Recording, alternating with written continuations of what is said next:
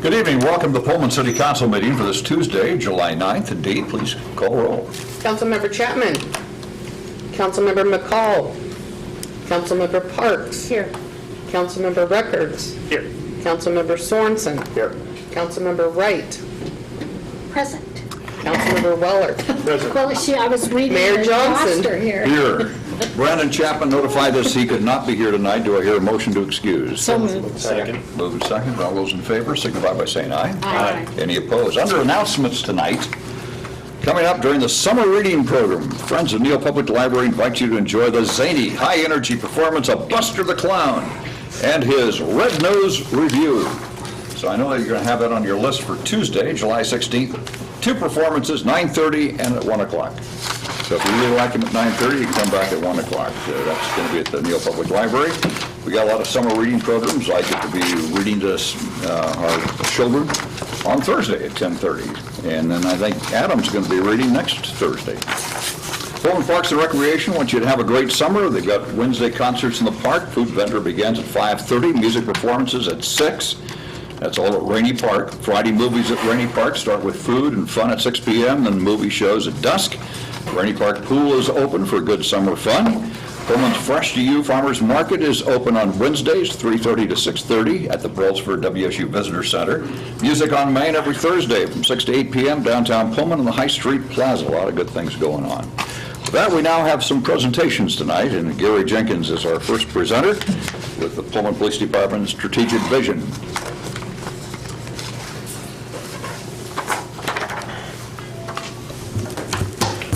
Thank you, Mayor and Council. So first, I'm going to give some background into how this happened, and then I'll just go over and provide a summary of what the vision is about. And I provided a copy of this to Council previously. So at the suggestion of City Administrator Adam Lincoln, who is a graduate of the University of Washington Evans School of Public Policy and Governance, it's a good thing today. It's the graduate program. The graduate program. Yeah, they don't maintain a football program. They don't even wear purple. So they have a program where their Masters in Public Administration students, for their capstone project, take on projects that are submitted by organizations, and the projects that have to be completed within a 4 to 5 month period between January and May. And something that their students can tackle. And so applications are submitted, and it's a competitive process, and students select the projects that they want to work on. And we were lucky enough to have 3 students select our project, we were proposing to have a strategic plan developed for the Pullman Police Department. The cost was $1,850, and we were to receive between 200 and 250 hours per student for the whole project. So we had 3 students that worked on this project, upwards of about 750 hours total that they worked on this. Our application was in September 2018, and we were approved in late October. The students that were selected were Evan Fisher, Carly Jorger, and Nora Carroll, and their faculty advisor was Professor Allison Cullen from University of Washington. So the initial steps were we had online meetings via Skype just to kind of get to know each other better, and they wanted to get a better understanding of exactly what we were looking for. I also provided them a lot of information about our department, some of our annual reports, information about the community.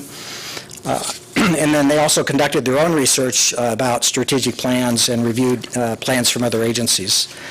In February, the team came to Pullman, and they conducted a multitude of interviews with internal and external stakeholders, and interviewed people throughout the community from various organizations, Washington State University, ASWSU, Chamber of Commerce, Police Advisory Committee, as well as a lot of our internal stakeholders. And so they spent a full 2 days in those interviews collecting information about the feedback, about what those constituencies wanted to see from the police department in the future, and where they saw our strengths and weaknesses were as well.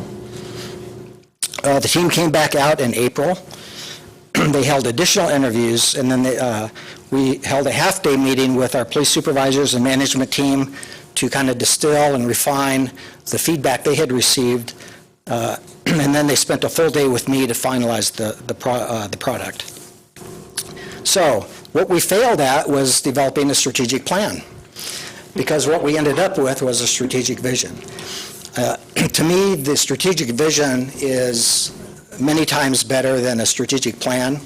The vision allows us to develop plans to achieve the vision, which is very forward-looking, and so that we can amend our plans as time goes on and as circumstances change, so we don't have to continually amend a strategic plan. We can keep the same vision, which will last for many, many years, and then just amend our plans to reach the goals that we have set through the vision. It was a very thorough process, and a process in itself generated a lot of buy-in from staff and the community.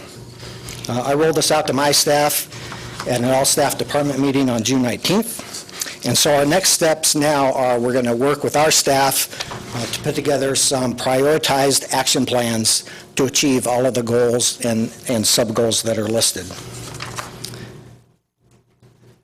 So the bottom part of this page is our mission statement and values. These were already in place. We already have these developed and implemented at the police department.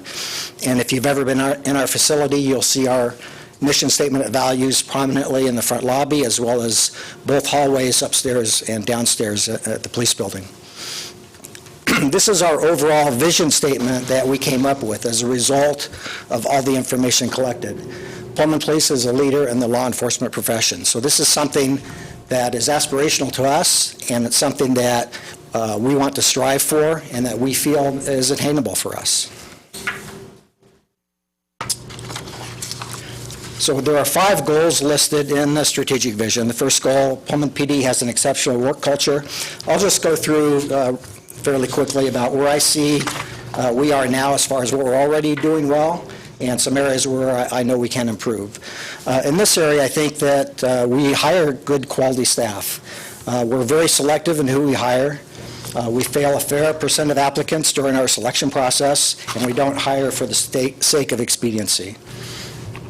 I think areas where we can improve is in providing clear and consistent work expectations to our staff, setting consistently high standards and holding everyone accountable to those, having more informal leadership engagement with staff, better vertical communication up and down the organization, mentoring staff throughout the organization, and encouraging a healthy work-life balance, which part of that is dependent upon staffing.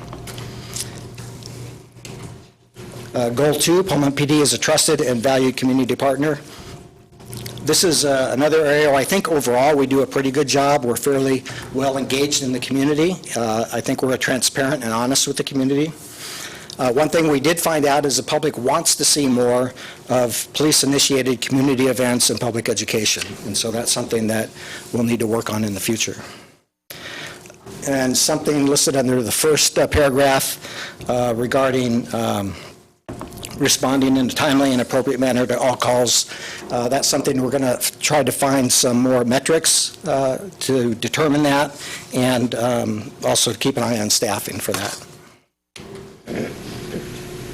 Goal 3, Pullman PD staff have the necessary resources.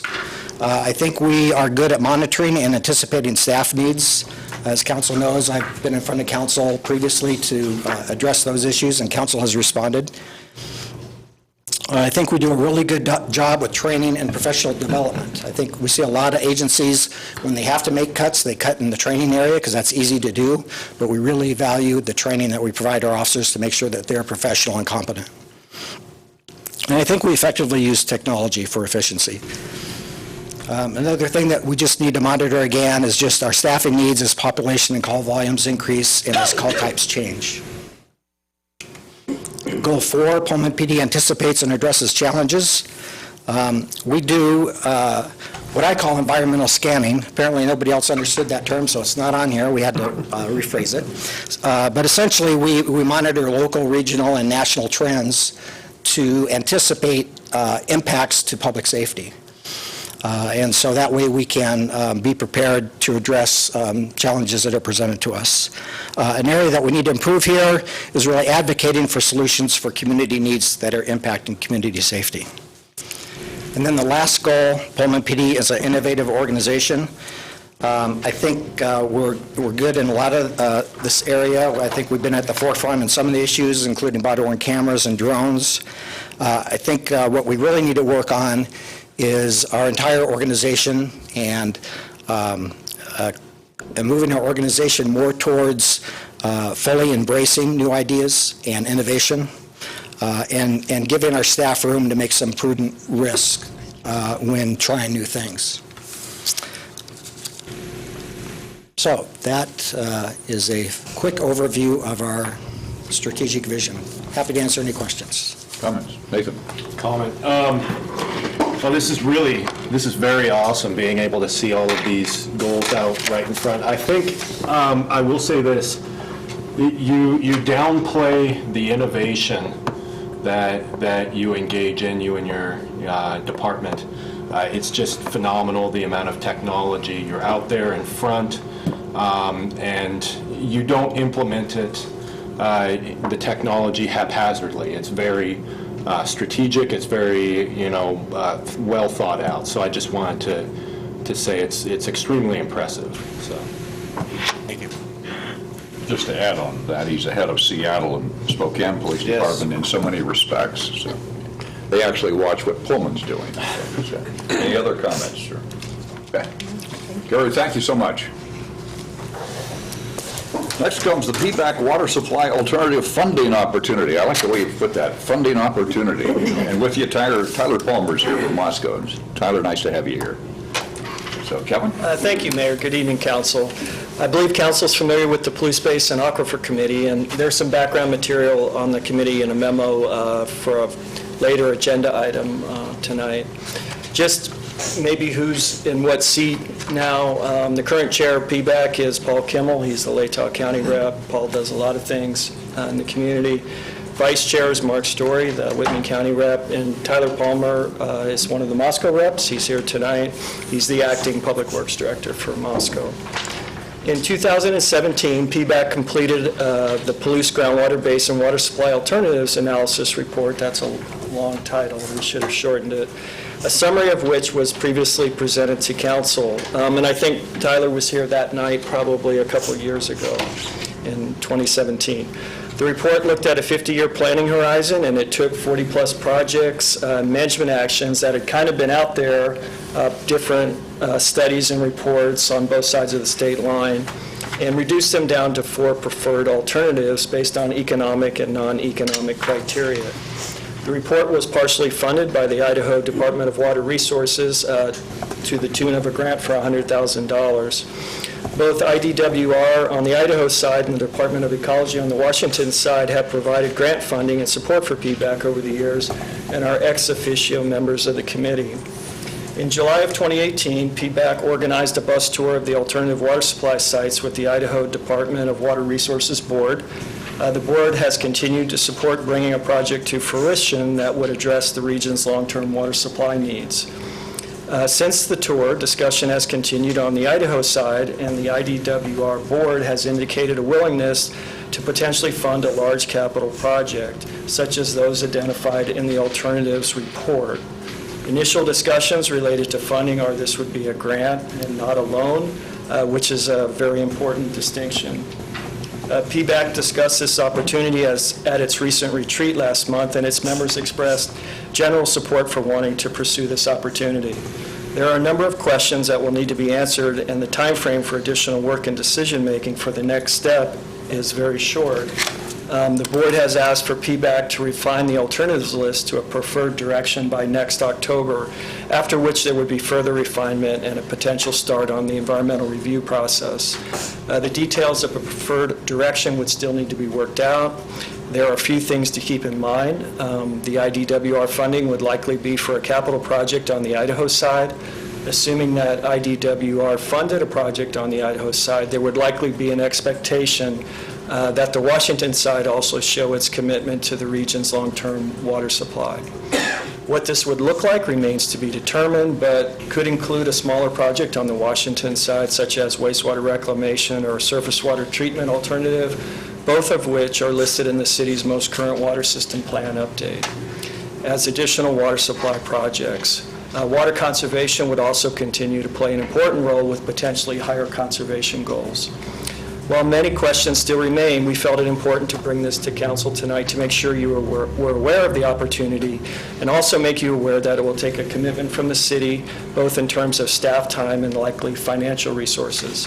Staff time would primarily be my time and that of City Engineer Haley. We are expected to RFP for a consultant for our next water system plan update later this year, so potentially we could accelerate part of that scope of work. We think this is a wonderful opportunity and are thankful and grateful to our friends and partners on the Idaho side for continuing the dialogue with IDWR and to bring this opportunity forward. Both Tyler Palmer and I are available to answer questions, and Tyler, if you have anything you want to say to council, maybe this would be a good time. And also, I assume that when he has to make a presentation of the Moscow Council, you go over there and support him, too? I have, Okay, yes. good. I just want to make sure that we're keeping up our side. Yeah, Mayor, Council, really appreciate the opportunity to take a minute. There's nothing more fundamental, and there's no more fundamental charge of government than providing safe, reliable drinking water to our residents. It's the precursor for everything else that we do. Nothing else matters if we can't do that.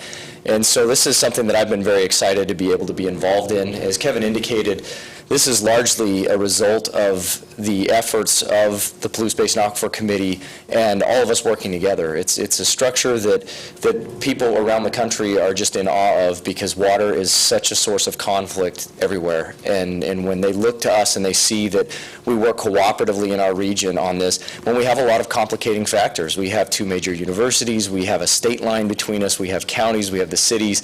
There are a lot of players involved, and the fact that we've also diligently worked together for decades, we're here because we've built on the shoulders of a lot of great people that came before us and worked really hard on this. As Kevin mentioned, that the pivot from the research phase to the action phase really caught the attention of the Idaho Division of Water Resources. They were very motivated by that and happy to see that happen, and they would like to have our region be in the hopper for their funding, and they're willing to take that to our state legislature.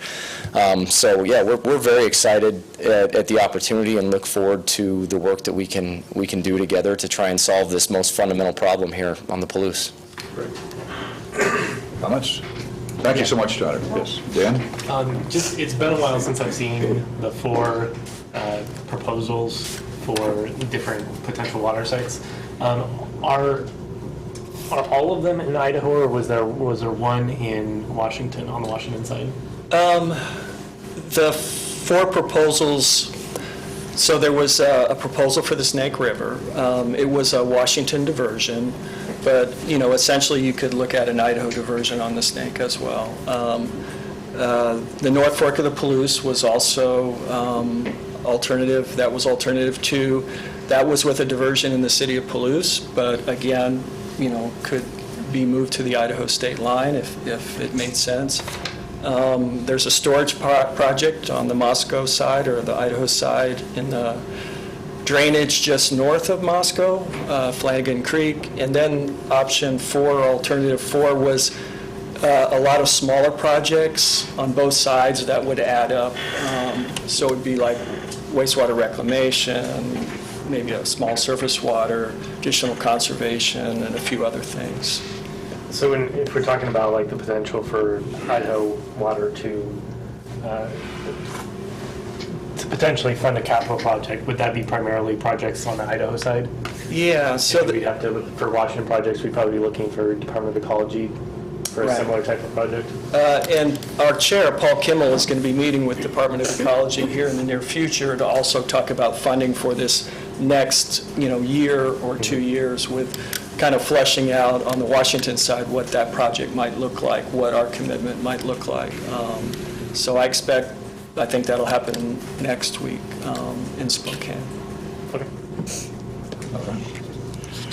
No one's talking about damming up the Missouri Flat Creek after a flood, so we Well, can just that- have that No, possible storage area there. Right. By Viola, I think it is, with it. Okay. All right. Well, thank you so much for the presentation. Appreciate it. Item D on the agenda is the consent agenda. These items are considered routine in nature. Do I hear a motion to read by title only? So moved. Second. Moved and seconded. All those in favor signify by saying aye. Aye. Any opposed? With that, Laura McAloon. Thank you, Mayor. Your consent agenda consists of a motion to dispense with the reading of the minutes of the regular meeting of June 18, 2019, and approve them as submitted. A motion to approve disbursements consisting of accounts payable checks numbered 96264 through 96359, totaling $292,284.19. A motion to approve disbursements consisting of accounts payable checks numbered 538 and 96360 through 96364, totaling $9,334.34. Payroll checks numbered 74739 through 74743, totaling $1,697.20. And electronic transfers 55714 through 55758, totaling $19,662.18. A motion to authorize the transfer of $177,575 of retail sales tax revenue from the general fund to the restricted CIP reserve fund, and resolution number R-46-19, a resolution authorizing the execution of an agreement between the Washington State Department of Transportation and the City of Pullman for reimbursement of city costs for pothole repair on city streets that form part of the state highway system. Is there any item the council would like to offer discussion? Seeing none, the consent agenda consists of items 1 through 5. Do I hear a motion to approve? So moved. Second. Moved and seconded. All those in favor signify by saying aye. Aye. Any opposed? With that, we now move to the regular agenda. First off is a public hearing tonight on the 2019-2020 route adjustments for Pullman Transit. Wayne Thompson's our transit manager. Thank you, Mr. Mayor, member of the council. This is an annual event for us, sometimes large, sometimes small. This is, I would say, on the small side, a moderate number of route adjustments, a few different ways of doing things to make it more efficient, and for the benefit of our employees, some employee retention goals I'll point out towards the end. So these changes, if approved, would start next month, mid-August, when we start our full service again.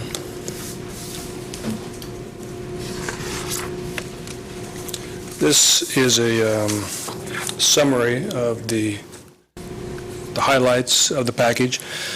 The main year-round community route changes that would occur are in the Silver and the Paradise routes, and Golden Hills, up Davis Way, take a left on the Golden Hills. That route section would change from the Silver to the Paradise route, and that would move all of the Sunnyside Hill service to the Paradise, which is what the old I route used to do. So we've consolidated it back into one neighborhood route. The problem that we're trying to solve is twofold. The Silver route is extremely tight on schedule through 6:30 in the morning until about 2 in the afternoon. We have one of our more skilled drivers covering that route, able to keep it on time, but as I'll mention later, it's just barely. It's a touch-and-go approach to arriving at the transfer station and starting each loop anew. The Paradise route, on the other hand, has an excessive amount of time at the transfer station, and that is the problem we had a couple years ago when we had 45-minute routes, and we changed that to 35 minutes. Too much time at the transfer station, we felt, was making it an unappealing service to the public. Moving on, the public school district, and you'll see this contract before you next week, we have had 5 morning and 5 afternoon routes last year. We found early on last year the need for a 6th afternoon route.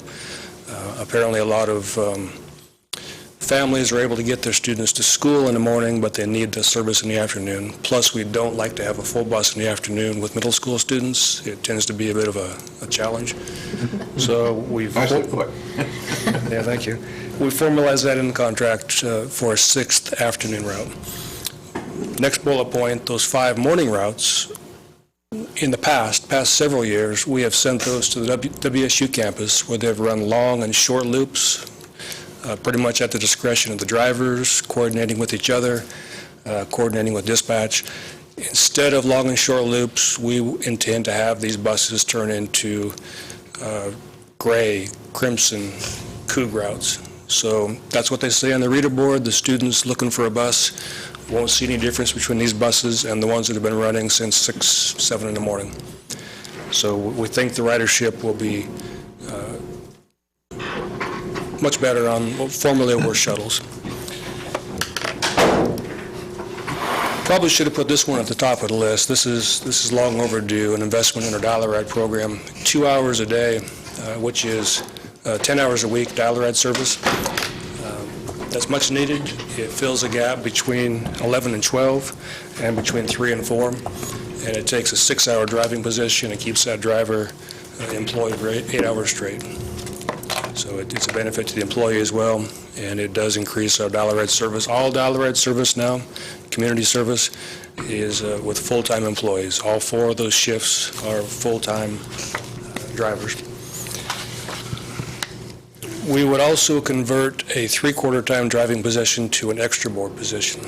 And we did this last year. We had our first extra board position. I've never been a fan of paying anybody to sit around, and that's really not what the intention of this was, and it didn't turn out to be paying people to sit around. When they show up in the morning, they don't know what their schedule is going to be, but it quickly fills in. It keeps our dispatchers from scrambling to call people, get them out of bed, show up, sometimes start the route late. That works so well, we'd like to do a second extra board. And the next bullet point kind of tells you how we did that. We took 5 half-time positions, added the hours of a former 3/4 position, and bumped those 5 up to 3/4 status. A great benefit to the employees, frees up 1 to do the extra board position. And the final highlight is a lot of our 3/4 and part-time shifts, half-time shifts, have had splits, and not all of our employees live a 5-minute drive in Pullman. Some go Bottlack, some are in Colfax. So the reduced number of splits and the reduced length is a benefit to the employees as well. So I've got 2 map slides is all, just the Silver and the Paradise. The Silver route shows on the left the way it currently is, with Davis Way feeding up to Golden Hills. That will go away on the new Silver route. And I mentioned the touch-and-go approach to what the Silver route driver is able to do now. That will go away. No need to be that quick about it.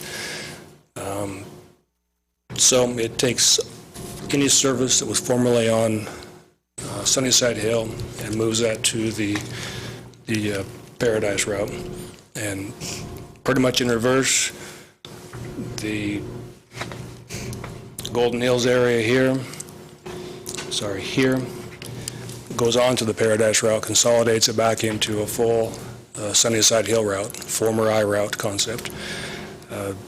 We believe that the Silver and the Paradise will now have 3 to 4 minutes average at the transfer station instead of the 0 to 1 and 6 to 8. It was really off balance. I've got a table coming up that shows the trade-off of ride times between the two routes. That's it there. Pretty much a wash on the first, comparing your ride time from Golden Hills to campus, and then in the afternoon back. It is longer in the morning, but you're 10 minutes shorter in the afternoon. Sunnyside Hill, which I think we took a stop on Old Hawaii and Big Sky Court as our example. No change in the morning. It's still Paradise, but in the afternoon it is a 4-minute longer ride, but you're on a route that serves all of your neighborhood, all of Sunnyside Hill. The major stop on campus is the Chinook, and that third set of data shows that in the morning your ride time will be reduced by 5 minutes, but no change in the afternoon. The Blue Route wasn't even involved in this series of changes. And the transfer station, our hope is 3 to 4 minutes apiece at the transfer station. Sometimes it's 2, sometimes it's 5 or 6, sometimes they're actually running late, but it's a better balance. A photo at the bottom is kind of dark, but that is actually the transfer station empty. And with any change like this, we do want to look at the numbers, cost-benefit analysis. Is it sustainable is what I have to look at. Maybe it's popular, but is it for the right reasons? The price tag annually right now is just over $69,000. Wages and benefits pretty much is the expense. Our reserves are in good shape and growing, same with our annual revenue, and I did pull just non-capital revenue. And it's an investment in employees. I can't overstate that. I do want to take the time to state that we also had good cooperation with union leadership in this case. Our contract, it's July, and it expired in January. A lot of meetings went into finally getting a contract in place.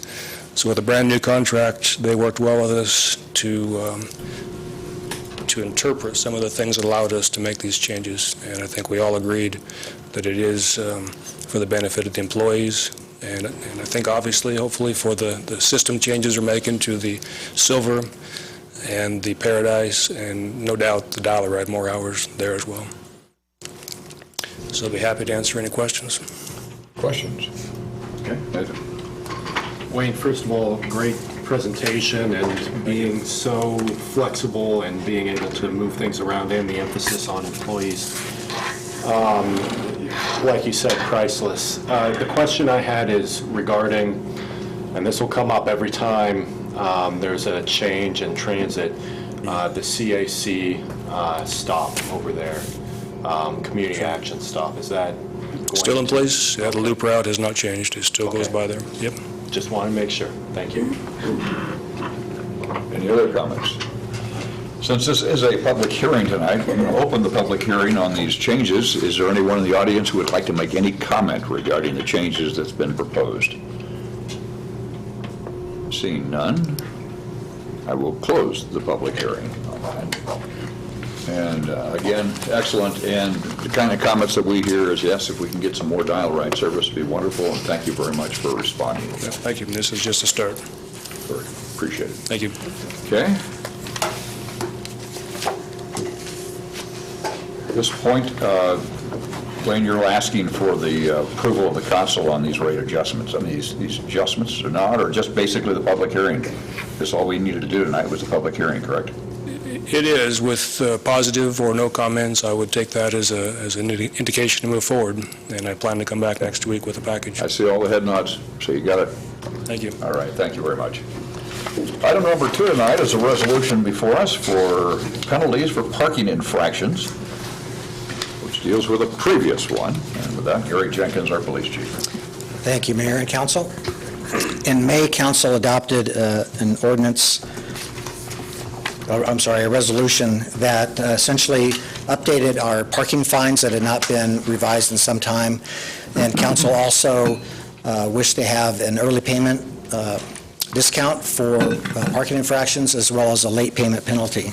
And so those were adopted by Council last year. When we submitted our parking infraction form for approval to the court, we discovered that the Washington infraction rules for courts of limited jurisdiction requires a statement on the parking infraction itself that defendants must be provided at least 15 days to respond to the infraction.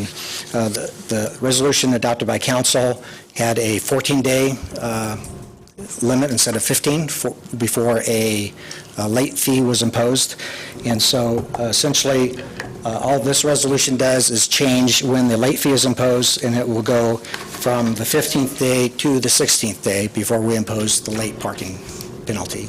So staff recommends that you adopt the resolution to change the parking infraction late fee timeline. Questions on this? Yes, Nathan. I had a question.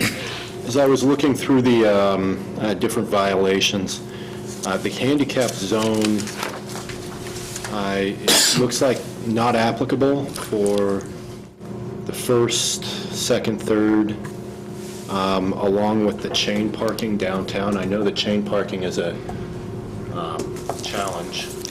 Can you explain the thought behind that? The handicapped fee is set by the state, so we don't have the authority to change that fee. And the other one was the Chain parking. Down at the bottom.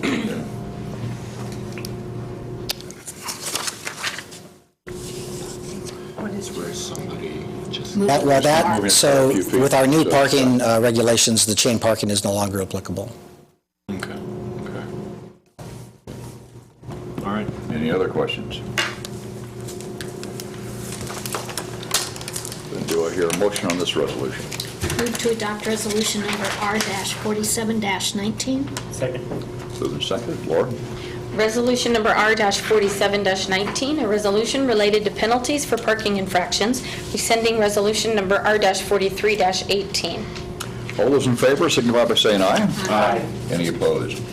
I know, Gary, you probably don't have that information tonight, or Laura probably doesn't, but we've also heard that, one of the things the council was very concerned about was parking downtown and make sure that customers could actually get to stores. And we had heard that the district court judge has thrown out a number of different citations that we've issued for downtown for various reasons. I was wondering, you don't have to respond tonight, but if maybe the council could see a report on that, maybe in a future meeting that you could possibly find out. We probably could get it from Penny or something, or if you have the information now. I just want to make sure the council's aware of some things going on. Sure, and actually, City Attorney Laura McAlood and I have discussed that, and we do have plans to meet with the judge to discuss that issue. Okay. I have the number of dismissals. I don't have the total number filed yet. Okay. Because that's just it's a concern. I know one of the biggest things that we've mentioned here many times in the council is trying to get enforcement for downtown to make sure that the consumers could actually get parking spaces. And I was just wondering about, I just heard the word thrown out. So we can have that at a future meeting then. Yes. Thank you so much. Item number 3 tonight is a motion to authorize Pullman Representative Peaback to vote for an affirmative on the Peaback resolution to increase operational funding. With that, Kevin Curtis. Thank you, Mayor. The first paragraph in my memo in your packet provides some organizational background on the committee. PBAC entities entered into an interagency agreement in 2003. And just a couple things from the agreement that I think are important just to keep in mind, and I've abbreviated these. The purpose in the agreement is that the common water supply serving the western portion of Latah County and the eastern portion of Whitman County, generally around Moscow and Pullman, is an important regional concern, and maintaining and conserving that resource is of critical importance to each party of this agreement.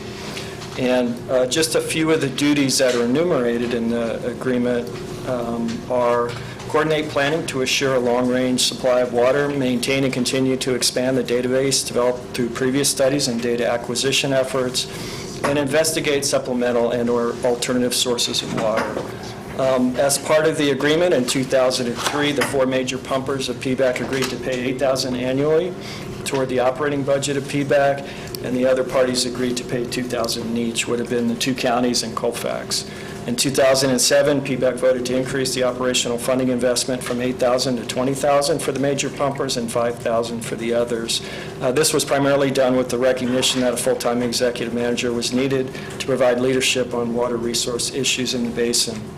Also in 2007, the major pumpers agreed to contribute $20,000 annually for research. So tonight we're just discussing operational funding. Within the last few years, PBAC has pivoted from the research phase to action phase, as Tyler Palmer mentioned earlier, and we've transitioned into 2 positions within PBAC, a 3/4 time FTE at executive manager and a half-time technical advisor. Since the switch to 2 positions, PBAC's operational account reserves have trended down for a few years in a row. Though we're still at healthy levels, the committee recently evaluated operational funding levels in light of falling reserves, and also with its work plan for the next few years in mind, and is recommending an increase from 2007 funding levels for major pumpers from $20,000 to $27,000, and for the 2 counties from $5,000 to $7,000. A draft PBAC resolution increasing operational funding is included in your packets. Tonight, we're asking for council authorization to vote in the affirmative on the proposed PBAC funding resolution, and I'd be happy to answer any questions. Councilmember McCall is also a member of PBAC, and Kara Haley, our city engineer, is an alternate member as well. Okay. Questions, Dan? Do we know if any of the other major pumpers have already agreed to this or have had discussions on this? They have to go back to their entities, but the committee agreed to raise the funding, to ask for a funding increase in the operation. And it was a unanimous decision. Okay. Other questions? I assume that the committee does monitor the 2 full-time now employees that you have in terms of the workload, Yes. and to make sure that they are, that's exactly when you start getting into deficits and we start increasing staffing. So I just wanted to Right. make sure that the workload is heavy enough that you're getting the full. Yeah, and actually with the technical advisor position, that position is filled by the former executive manager, Steve Robichon. Okay. So Steve provides that continuity Good. with PBAC and helping Corey Woodley, who's been on the job for a couple of years now. And Corey's expertise is more in the communications and public outreach side, which is something we need as we move forward on a water supply alternative. We are looking at decreasing a little bit of Steve's time and maybe picking that up with a consultant, but Steve would still remain. So we do continue to monitor workload and efficiency and the best use of resources. So, other questions or comments? Then you have a motion before you. Do I hear a motion on this? Move to adopt. Second. Move to second. Floor? It's a motion. Well, yes, I'll read it myself if you'd like to. Or it's just I the don't have motion? another resolution. Oh, there is? Just a copy of the PBAC resolution is Yeah. in there. This would be... For reference. Sorry, For it's not in the reference. execution ones. Yeah. Okay. Sorry. So this is a motion to authorize Pullman Representative PBAC to vote in the affirmative for the PBAC resolution to increase operational funding for PBAC to $27,000 for Pullman, Moscow, WSU, and the University of Idaho, and to $67.50 for Whitman and Latah counties. So I hear we've had a motion, we've had a second. All those in favor signify by saying aye. Aye. Any opposed? Item number 4 tonight is a motion to authorize Engineering Division of Public Works to upgrade the presently vacant engineering technician position, civil engineer. Sarah Haley, our city engineer, is here.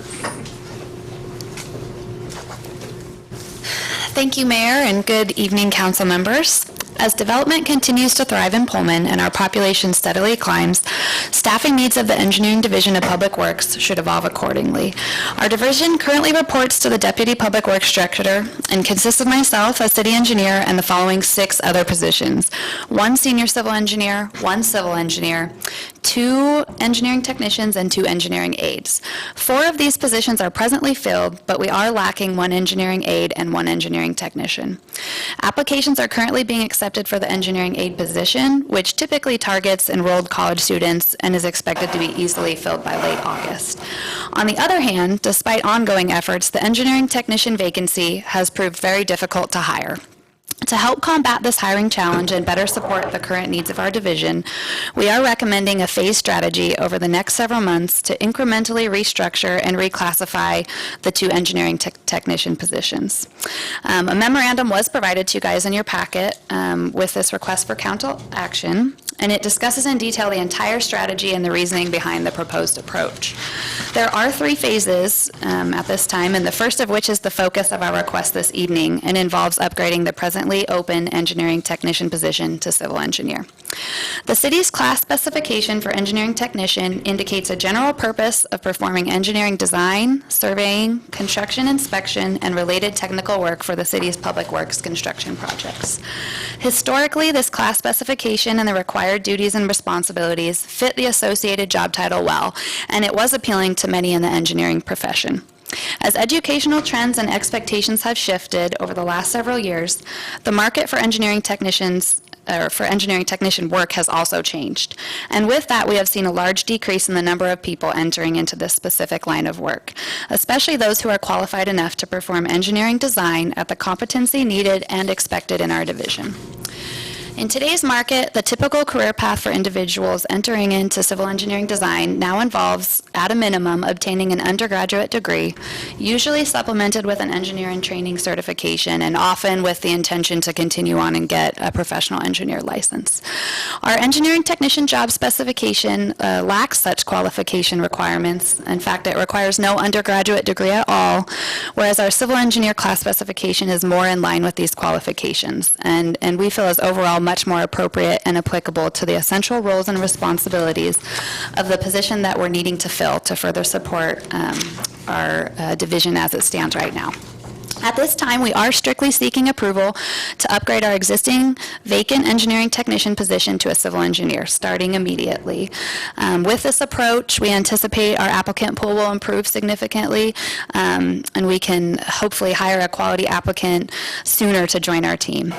Having been without an engineering technician for over 4 months now, we have saved an estimated $18,000 in salary costs, or just over that. And consequently, this proposed personnel change can be accomplished within the present adopted budget with an estimated maximum increase of $8,802.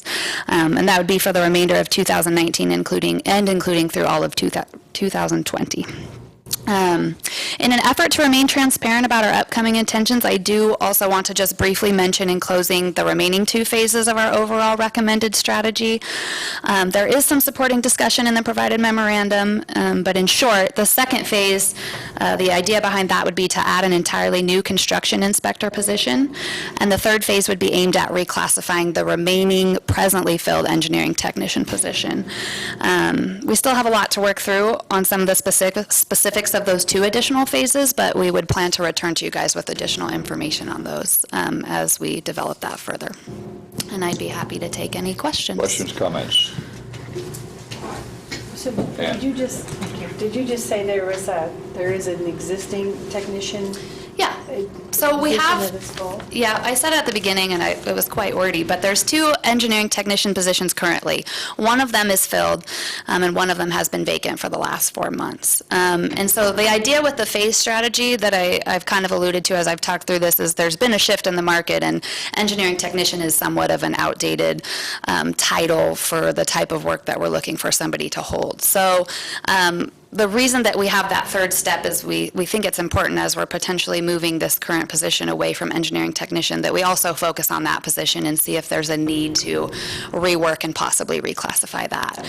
And we haven't worked through the specifics of that, but it would, we'd look at the duties and responsibilities. There's some additional items that we are responsible for in-house that would get added to that, and it would go out to I think there's a consultant who looks at our class specifications and helps define what that looks like. So we have to work through the specifics of that. But the intent is to kind of phase out the engineering technician title altogether.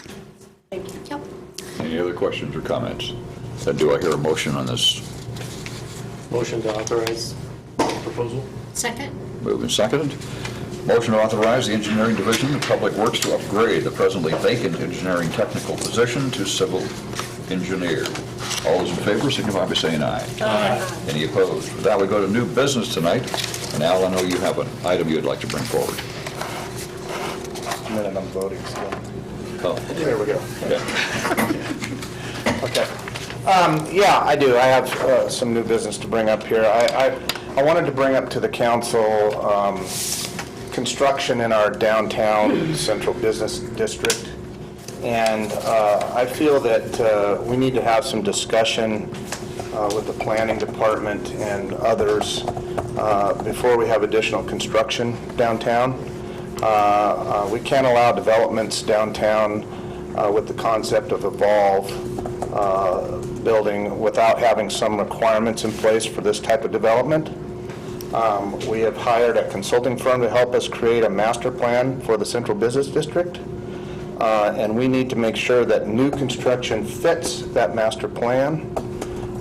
We are on the path of creating a beautiful and interactive downtown, and we have to make sure that everything fits the plan. And as far as I'm concerned, now is the time for this, or it'll be too late.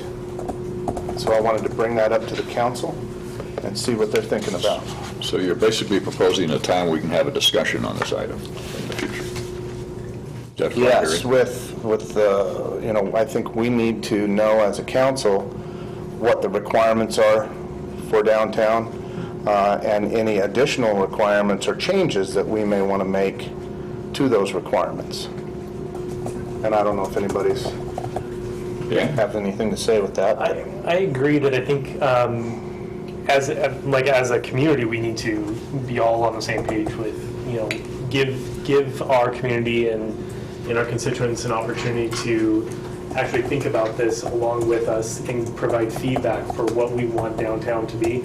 As part of our plan and our consultant that we've hired to do this work, I think we need to be starting to have these discussions. I think probably more than just the council having a discussion, but do part of that work as part of that consulting agreement to really figure out what we want new construction to be downtown, what design elements we want to have included in there, and what concerns there are from the community on parking, on issues of accessibility and other issues that come along with that.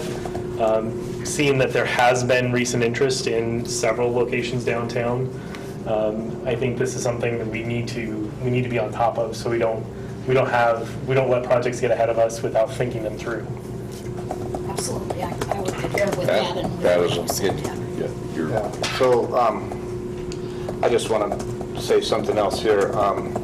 I cannot and will not, in good conscience, allow construction to occur downtown that will not integrate into our master plan. And, my job as a city council member is to look out for the citizens of Pullman and protect them and their city. And therefore, I believe that in order to maintain the integrity of Pullman downtown Central Business District, that we need to place a temporary moratorium on any new construction until we as a council have had time to review and possibly implement some design standards for construction downtown. And I'll just throw it out there right now that I move that we place a 3-month moratorium on construction in downtown Pullman. Mr. Mayor, there's actually a process that's required You for can't do it. imposing a moratorium, and you can't just do it by motion. There has to be a public hearing and notice. correct. So So it could be you could scheduled for a future council meeting where you'd have public notice for a public hearing. Yes, there has to be a resolution setting the public hearing and providing notice of the intent to impose a moratorium, and then I believe it's 30 days off.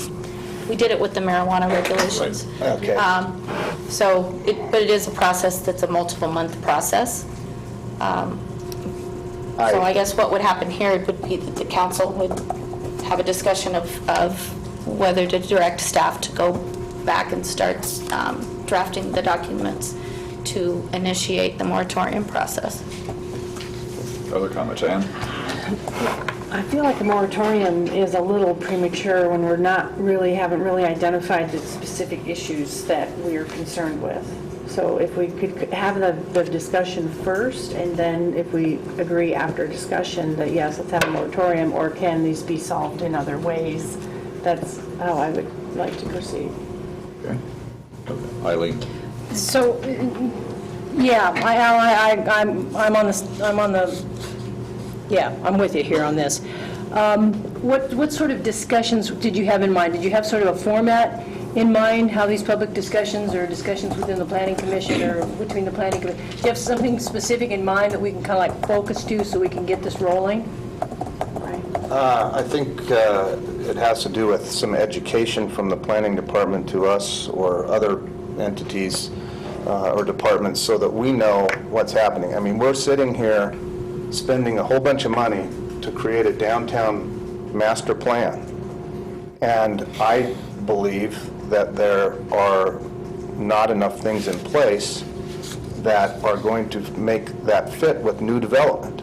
There's already one in the works, and I don't know if there's another one or not. And there's spaces selling downtown, and at this time, all they have to do is follow the current guideline. Now, parking is an issue with them, having enough spaces, landscaping, green space, pet areas, all this type of thing.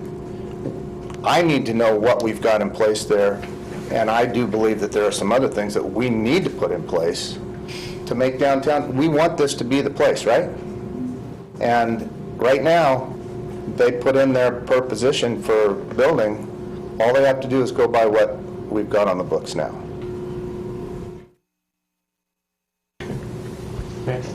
Nathan, any comments? Okay. Yeah.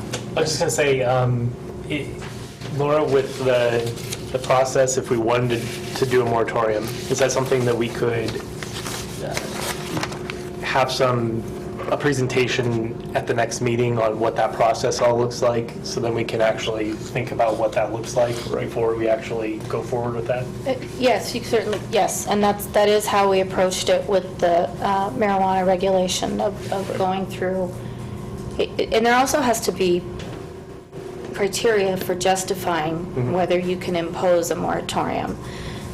So, for example, with the moratorium we imposed on any licenses for marijuana businesses, it was that the regulations from the state were still being drafted and were also in flux. And then once they were drafted, then they continued to be amended, and it was quite a confusing issue. And so essentially a moratorium requires the declaration of an emergency that requires a moratorium in order to protect the public health and safety.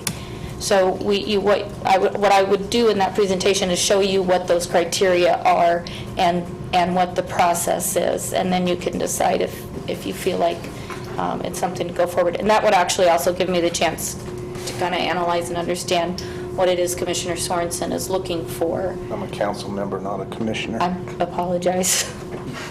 Okay. So then we'll have that for the next meeting. Okay. So this is really, really important. As our planning director was quoted in the paper, we have lots of outside interest in doing development in downtown Pullman. And if it continues to occur without us having it reined in a little bit, for lack of a better term, us doing a master plan and anything else is ridiculous. I think. I think there was strong support on the steering committee when we met with BDS about doing everything that we could to ensure that we don't end up with just pretty pictures on paper, that we have working documents, that we have a system in place, that we can make this actually happen. That was expressed by a lot of the people on that steering committee. So, yeah, I think we can explore some of these things and make sure that we don't have, a dissonance between all the great work that BDS is doing that we're paying for and what the reality is that's happening on the ground that's, kind of not being part of that process. I would hope that some of the work, and Kevin, you've been working very closely with that as well, that some of the guidelines for the downtown master plan could be, again, very clear to the council when you start talking about development downtown, so we could have some of that input. Right, if I may. Yeah, sure. So I think there's a couple issues here to consider for future discussion. The Central Business District Master Plan,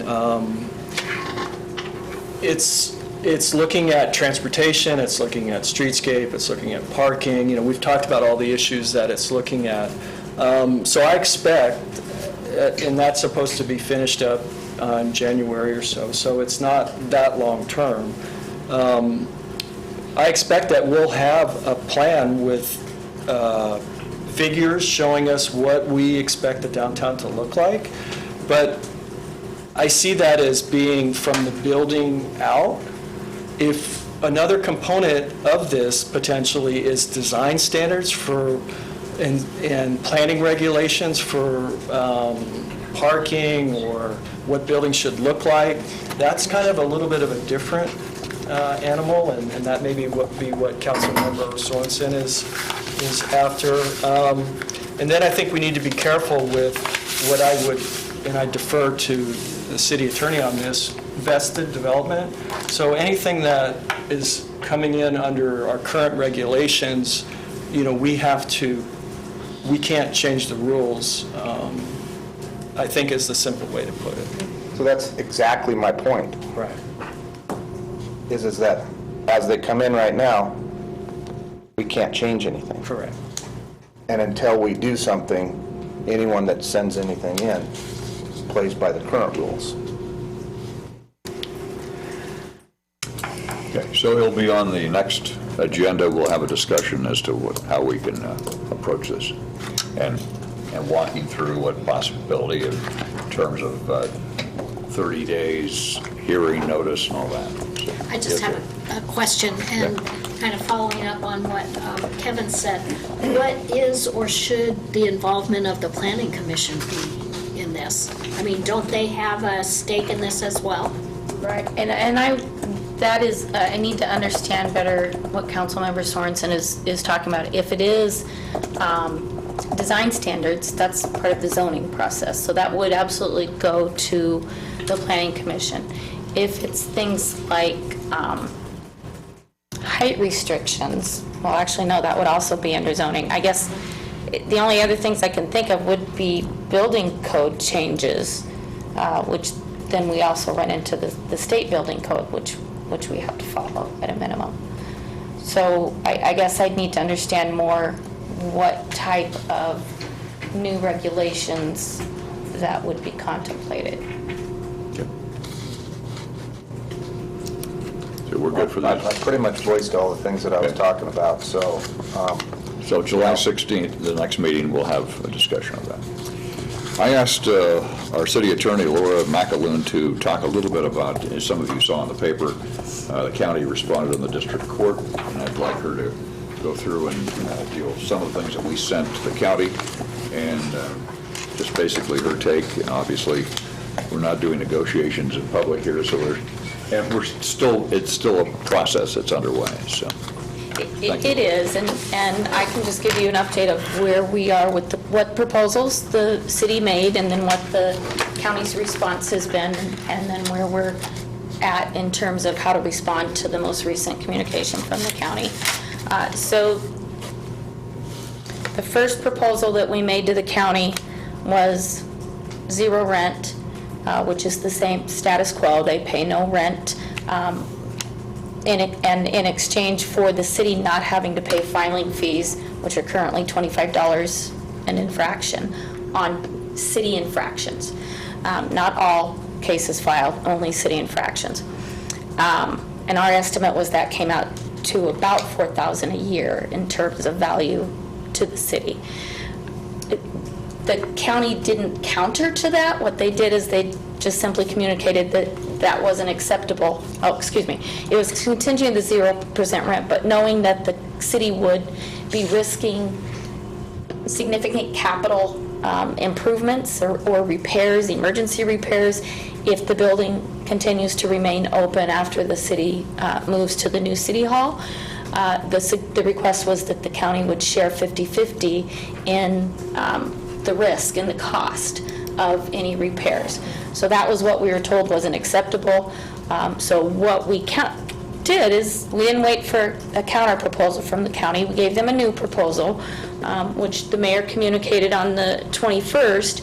And in that proposal, we suggested instead of splitting 50-50, we would charge them rent of $2,500 a month, which would enable the city to put that aside into a rainy day fund for that potential that we would have to, we would incur some capital repairs, sudden emergency expenses, which would enable them to stay in the building.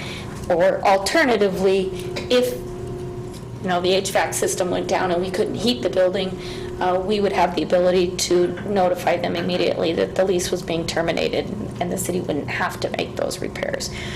And the building would then be able to be vacant. So that's on the lease. And their response to that was that they were willing to pay $3,000 a month in rent, not $2,500, but with the condition that the city would pay their new anticipated filing fee for city infractions of $50 an infraction. We need to clarify with them. There's some discrepancy. They're calculating that value at the current rate, I think, at about $18,000 a year. And like I said, we came up with $4,000 a year approximately. So there's some disconnect there. $18,000 a year is approximately what we receive in revenue from our city infractions, and that's mandated by state law that revenue come back to us. So I don't know if we're comparing apples and oranges again. The other thing I wanted to make clear on the lease is there was a concern expressed in the county's letter that we had to have a final resolution of the lease terms no later than August 30th. That would only be if the city was intending to terminate the lease for the county at the end of this year. I've not received any indication from you that that's what you intend to do. Even if the city were to stop negotiating with the county for a new lease or simply continue it on, August 30th of a calendar year is the last date to give notice that you intend to terminate the lease, effective the first of the next calendar year. So assuming the city stays on schedule with construction and you move the fall of next year, the earliest that would happen would be August of next year. So that urgency, we want to make sure they understand. There's no intent on the part of the city to terminate the lease at any time. So we'll get those things clarified with them on the lease. The other contract is the separate contract that's for the prosecution services, the adjudication services, and incarceration related to misdemeanors and gross misdemeanors. So the lease relates to infractions. The interlocal agreement for prosecution and court services relates to misdemeanors and gross misdemeanors. We had proposed a $53,000 a year increase in that to go with the 2-year term in order to tie it to what it was our proposed lease term. So it would take the parties through the end of 2021, and then we would agree to decide no later than May 1 of 2021 what the next steps were. So that it was intended to give us some breathing room to allow everybody to go forward and do further due diligence into what the options are. The county has rejected that proposal and instead came back with a proposal of $460,000, which is down $18,000 from their prior proposal. So we will look at that. Part of the difficulty, and it's been an ongoing difficulty in the 15 years that I've been doing work for Pullman, is trying to understand how the county is coming up with the cost of providing the prosecution services. The court services, they have the data. We can calculate that. The court makes reports every year to the state, and we can see what their caseload is, and we know from our records what percentage of that is Pullman. The county has said that their prosecution has a certain cost, has a certain dollar value.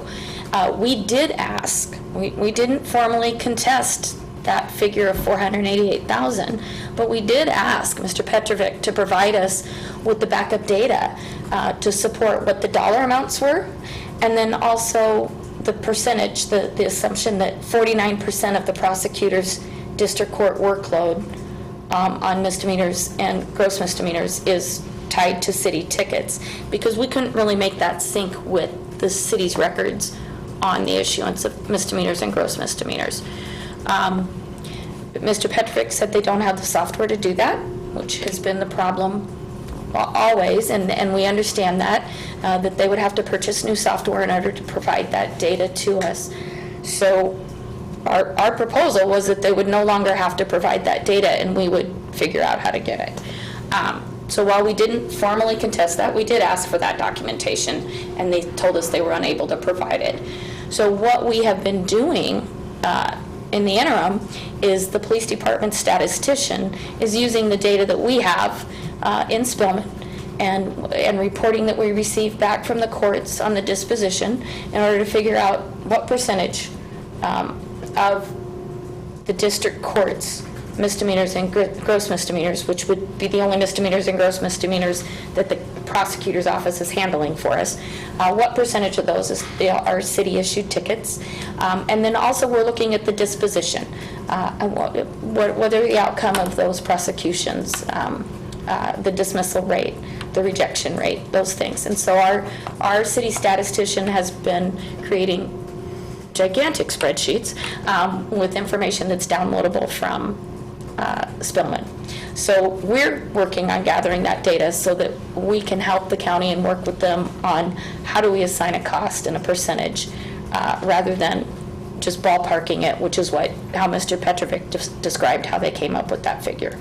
So the instruction I've had has been that you want some data to back up those numbers, to be able to understand what it is you're paying for, and that's what we're trying to assist the Going back county a in number of doing. years, we've asked for that, yes. Yeah, it's been an ongoing problem, and it's certainly understandable. Their budget is restricted, and they've not been able to purchase the software that would enable them to do that. But I think we've, with Gary's statistician, have found a workaround so that the county can provide, or the city can provide the documentation to the county, using both our data and the court system data. So we should be able to come up with some good numbers on what the caseload is and what percentage of the county prosecutor's district court caseload is attributable to Pullman. Any questions of that? Thank you. Then thank you for that update. Sure. Appreciate it. Any other new business to come before the council tonight? Seeing none, I'll entertain a motion to adjourn.